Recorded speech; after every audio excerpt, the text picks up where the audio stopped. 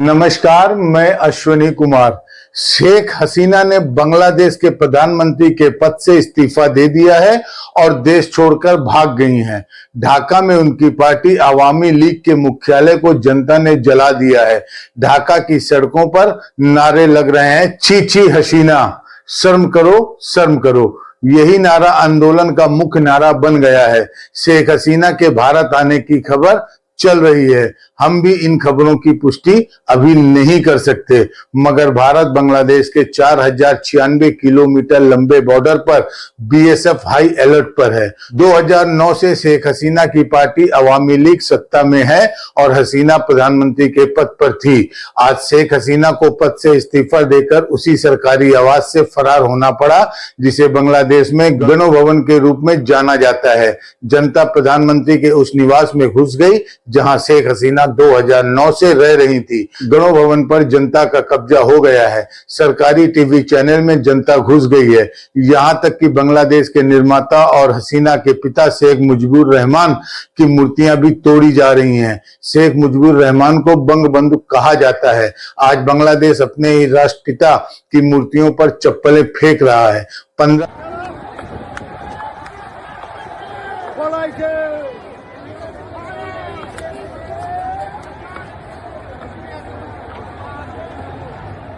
साल से अवामी लीग सत्ता में है। उनकी सरकार पर आरोप लगता है कि हर जगह केवल मुजीब की ही मूर्ति और तस्वीरें लगी हैं। हर भाषण में मुजीब का इस्तेमाल होता है और काम ठीक उल्टा होता है।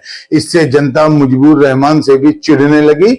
खुद को शेख हसीना मुजीब का अनुयायी बताती थी और जनता को गद्दार कहने लगी, रजाकार। इससे लोगों में गुस्सा और भड़का। बांग्लादेश का यह प्रदर्शन जंजी का प्रदर्शन बताया जा रहा है, यानी वो पीढ़ी जो मिलेनियम से भी आगे की पीढ़ी है। बांग्लादेश को जानने वाले बता रहे हैं कि जिंजी ने इस आंदोलन का नेतृत्व किया। पुलिस की गोली से अपने दोस्तों की मौत ने उन्हें बागी बना दिया। इस तरह से मुजीब जो स्वतंत्रता के नायक थे, वे सत्ता की क्रूरता के प्रतीक के रूप में देखे जाने लगे। शेख हसीना की नीतियों के कारण लोगों को लगा कि शेख हसीना नाम तो मुजीबुर रहमान का लेती हैं, मगर उनकी सरकार फाशीवादी है, धुर दक्षिणपंथी हो चुकी है। लिहाजा शेख हसीना के प्रति उनका गुस्सा मुजीब के प्रति भी चढ़ने लगा। विदेशों में रहने वाले बांग्लादेश के नागरिक जश्न मना रहे हैं।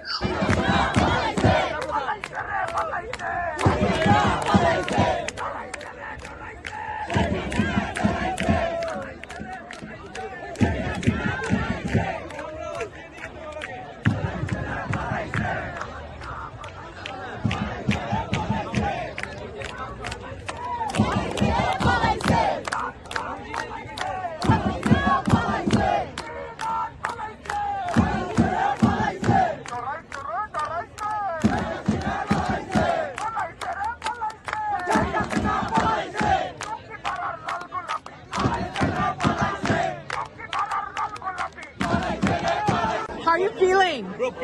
Amazing. I feel. और बांग्लादेश में भी सड़कों पर जश्न मनाया जा रहा है। छात्रों ने सेना की सरकार को भी रिजेक्ट कर दिया। उन्हें लोकतांत्रिक सरकार चाहिए। सेना प्रमुख ने कहा कि अंतरिम सरकार की तैयारी की जाएगी।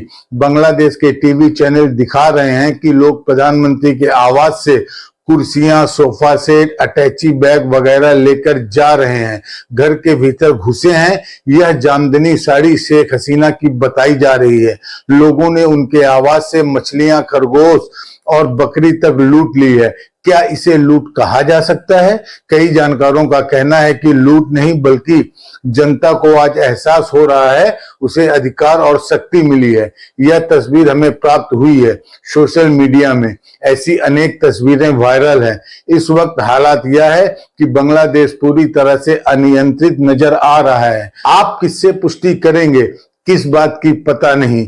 ठीक इसी तरह श्रीलंका में हुआ था, जब महंगाई से और अराजकता से त्रस्त जनता राष्ट्रपति के आलीशान महल में घुस गई थी। यकीन नहीं होता कि आरक्षण और नौकरी के मुद्दे को लेकर एक देश इतना उबल जाएगा और इतनी दूर तक निकल जाएगा, जिसकी आर्थिक तरक्की के आंकड़े चारों तरफ प्रदर्शित किए जा रहे थे।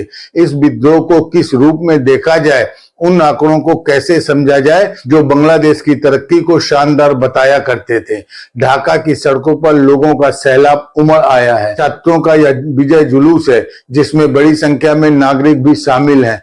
जश्न मनाया जा रहा है, नारे लग रहे हैं, गलियों के भीतर भी लोग जुलूस निकाल रहे हैं। कईयों के हाथ में बांग्लादेश का झंडा है। रविवार को असहयोग आंदोलन का ऐलान किया गया था, लेकिन सत्ताधारी अवामी लीग और प्रदर्शनकारी कई जगहों पर भिड़ गए।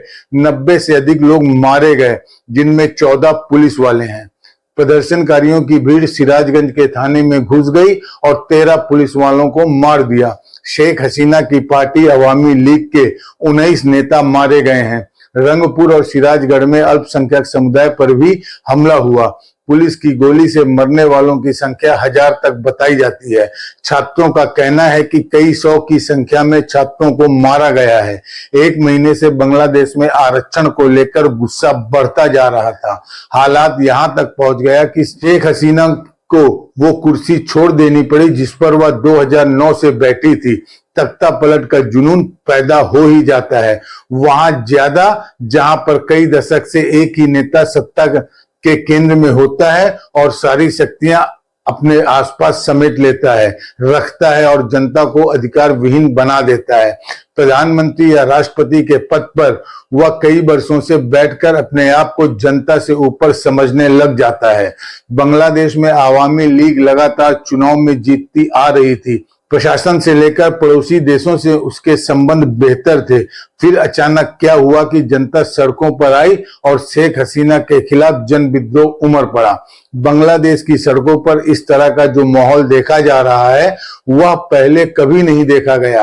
हालांकि यहाँ राजनीतिक आंदोलन समय समय पर होते रहे हैं, फिर भी शेख हसीना ने अपना नियंत्रण कभी नहीं खोया।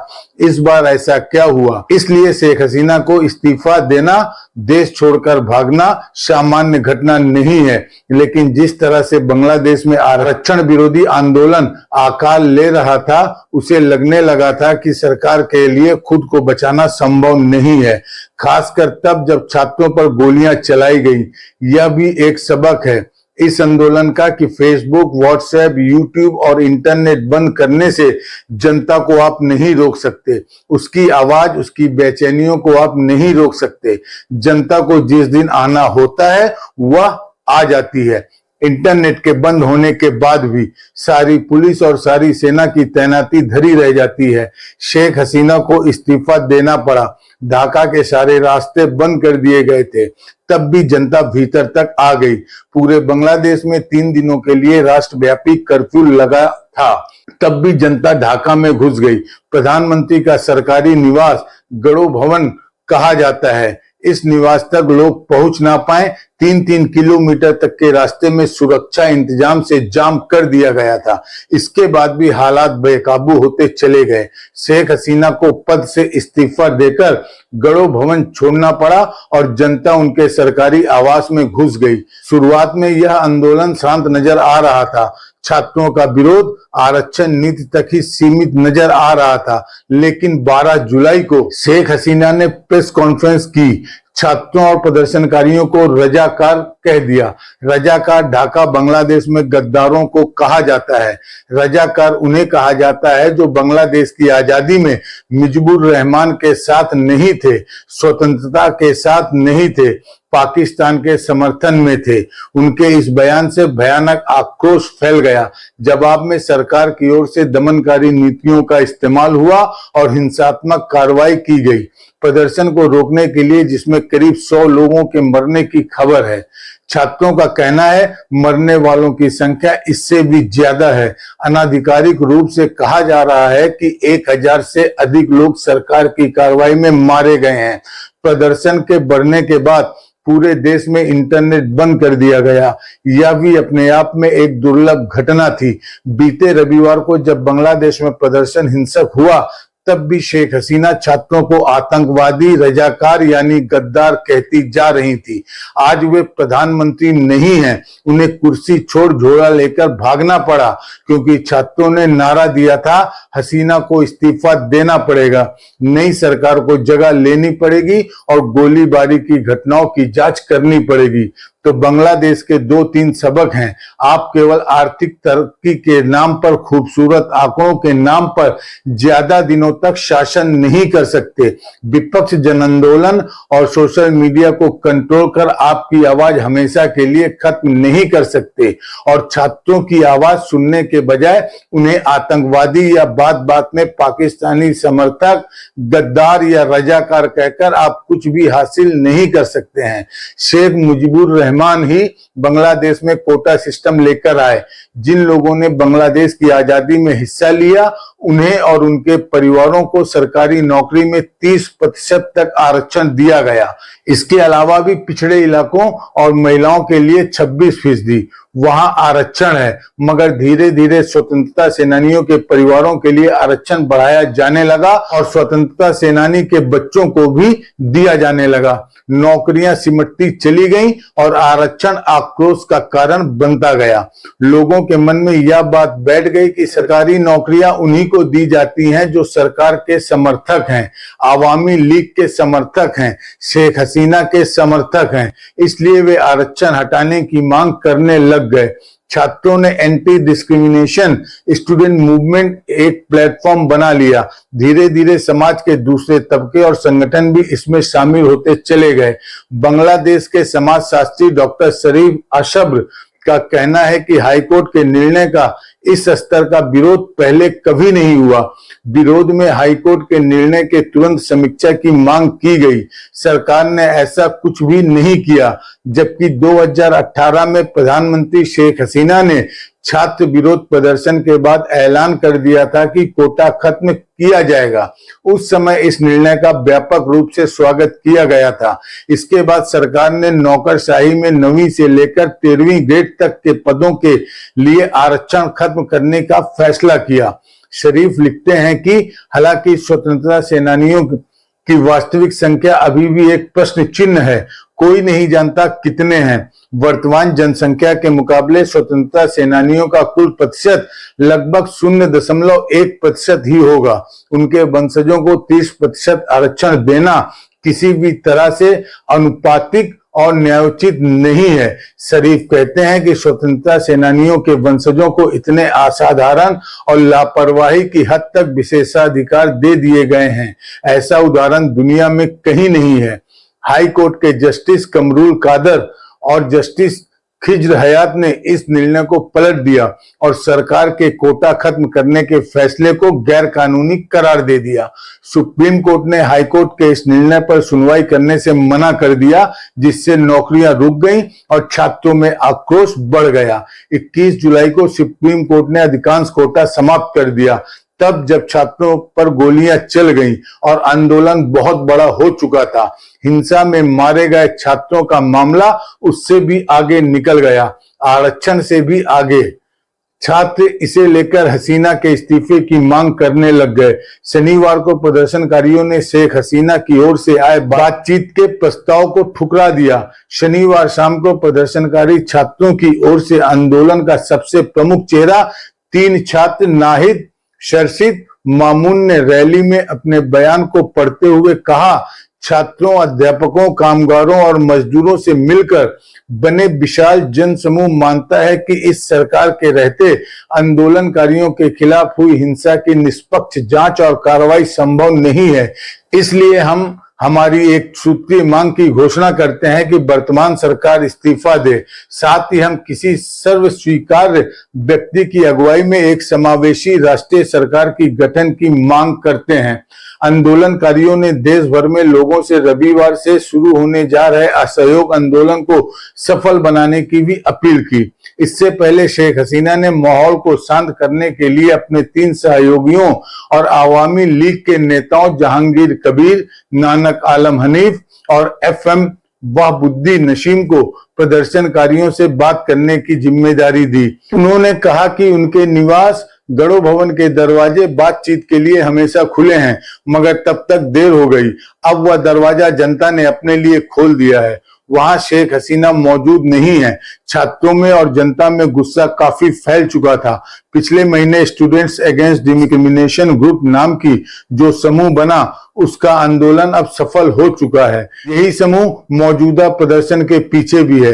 रविवार को इस समूह ने एक अकेले एजेंडे के साथ प्रदर्शन शुरू किया। हसीना इस्तीफा दें और इस्तीफा हो गया। सोमवार तक आते आते पिछले हफ्ते प्रदर्शनकारी वापस सड़कों पर उतरे।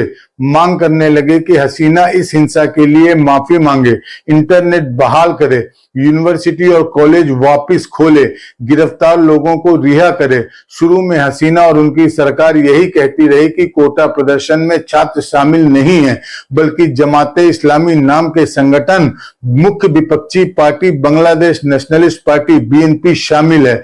मगर रविवार को फिर से हिंसा भड़कने पर हसीना ने बयान दिया कि जो हिंसा कर रहे हैं वह छात्र नहीं, आतंकवादी हैं और देश को अस्थिर करना चाहते हैं। लगता है कि हसीना आंदोलन को समझ नहीं पाई। वे आंदोलन को लगातार गद्दार, आतंकवादी कहने में ही रह गईं और आंदोलन के भीतर जो आक्रोश पनप रहा था उसका मूल्यांकन नहीं कर पाई। छात्र संगठन ने हसीना सरकार से बातचीत कर मसला हल करने के प्रस्ताव को ठुकरा दिया। इतना अविश्वास बन गया, एक तरफ आप छात्रों को गद्दार कहें, रजाकार हैं, पाकिस्तान परस्त कहें और दूसरी तरफ उनसे बातचीत का प्रस्ताव भी भेजें तो छात्रों ने स्वीकार नहीं किया, क्योंकि विश्वास का रिश्ता खत्म हो चुका था। हसीना की सरकार ने छात्रों के प्रदर्शनों को कुचलने की पूरी कोशिश की। सेना को सड़कों पर उतार दिया गया, विश्वविद्यालय में भेज दिया गया, पुलिस और सेना की तरफ से गोलीबारी हुई, छात्र मारे भी गए। नतीजा यह हुआ कि प्रदर्शन ने एक गृह युद्ध का रूप इख्तियार कर लिया और हिंसा आगजनी के बहुत से मामले सामने आए। यहां तक कि सरकार के अहम वेबसाइट को हैक कर लिया गया। पूरे देश में कर्फ्यू लगा था। सरकार प्रदर्शनकारियों और आंदोलित छात्र समुदायों से कोई बात ही नहीं करना चाहती थी। एक महीना गुजर गया। जब पानी सर से ऊपर गुजरा तब बातचीत का प्रस्ताव भेजा गया। शेख हसीना ने छात्रों के आंदोलन को लगता है ठीक से नहीं समझा, लेकिन प्रदर्शनकारियों के बीच जिस तरह से शेख हसीना को लेकर नारे लग रहे हैं उससे यह भी जाहिर है कि गुस्से के पीछे और भी कई कारण हैं, वरना छात्र उन्हें यूं ही डिक्टेटर नहीं कहते और भी आपत्तिजनक उपाधियों से उन्हें नवाजते। इसी साल बांग्लादेश में चुनाव हुए, वहां केवल 40% वोटर टर्नआउट था। प्रमुख विपक्षी दल BNP ने इस चुनाव का बहिष्कार किया। खलीदा जिया हाउस अरेस्ट में हैं। उनका बेटा लंदन में देश निकाले की सजा भुगत रहा है। 2018 में 80% वोट पड़े थे। किसी भी नजरिए से हसीना को इस वक्त लोकप्रिय नहीं कहा जा सकता था, भले ही वे चुनाव जीत गई हों। चुनाव की प्रक्रिया पर लोगों के बीच संदेह पैदा हो गया, बढ़ता चला गया। इस बीच बांग्लादेश के सेना के प्रमुख जनरल वाके रोजमान ने टेलीविजन पर दिए अपने संदेश में कहा है, शेख हसीना प्रधानमंत्री पद से इस्तीफा दे चुकी हैं और देश में अंतरिम सरकार बनेगी। प्रदर्शनकारी शेख हसीना को डिक्टेटर कहते थे और उनके पतन को तानाशाही के पतन के रूप में देखा जा रहा है। राष्ट्र को संबोधित करते हुए जनरल वाके रखजमान ने कहा कि तख्ता पलट पूरा हो चुका है। एक वीडियो वायरल हुआ है जिसमें शेख हसीना को सवार होकर कहीं भागते हुए बताया जा रहा है। किस देश में गई है अभी पुष्टि नहीं है। अल जजीरा में ब्रिटेन के सोयर्स की प्रोफेसर नाओमी हुसैन का एक बयान छपा है कि सेना को अब शांति बहाल करनी होगी और लोकतंत्र को किसी भी रूप में स्थापित करने के लिए कदम उठाने होंगे। छात्रों ने सेना की सरकार को अस्वीकार कर दिया है। बांग्लादेश में सेना का शासन कोई नई बात नहीं।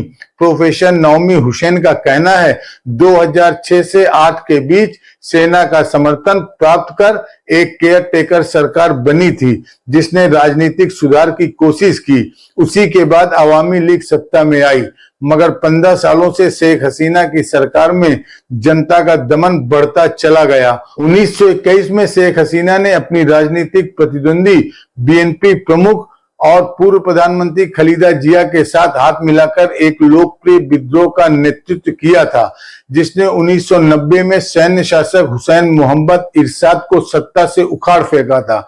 हसीना ने पहली बार 1996 में प्रधानमंत्री का पद संभाला, लेकिन 5 साल बाद खालिदा जिया से हार गई। इसके बाद 2007 में सेना समर्थित सरकार द्वारा तख्ता पलट के बाद भ्रष्टाचार के आरोपों में दोनों को जेल में डाल दिया गया। उन्होंने 2008 में भारी जीत हासिल की, तब से सत्ता में बनी हुई हैं। किसी समय यही नेता लोकतंत्र की रक्षक के रूप में देखी जाती रही हैं। आज उन्हें उनके आधिकारिक निवास से जनता ने खदेड़ दिया है। खबर है कि भागने के लिए सिर्फ 45 मिनट का नोटिस था। कहीं ऐसा तो नहीं कि बांग्लादेश की यह घटना भारत के लिए भी चुनौती बन सकती है? इसे भारत और बांग्लादेश के संबंधों की नजर से देखा ही जाएगा, लेकिन इस वक्त बांग्लादेश के भीतर क्या हो रहा है इस पर नजर रखनी चाहिए। क्या हम सही देख पा रहे थे तब और अभी समझ पा रहे हैं? पश्चिम बंगाल की मुख्यमंत्री ममता बनर्जी ने हाथ जोड़कर सभी समुदायों से निवेदन किया है कि शांति बनाए रखें, किसी भी प्रकार का सांप्रदायिक बर्ताव ना करें, ना ही कानून अपने हाथ में लें, कोई भी उत्तेजना फैलाने वाली बात ना करें। जिन लोगों को वहां दिक्कत होगी, भारत सरकार और बांग्लादेश की सरकार मिलकर देखेगी। हम वही करेंगे जो भारत सरकार हमसे कहेगी। हम सभी बांग्लादेश को लेकर चिंतित हैं। कोई भी भावनाओं के प्रवाह में ऐसा ना लिखे जिससे बात बिगड़ जाए। मैं बीजेपी से भी यही अपील करती हूँ। बीजेपी के कुछ नेताओं ने ऐसे पोस्ट किया है जो मेरी राय में उचित नहीं है।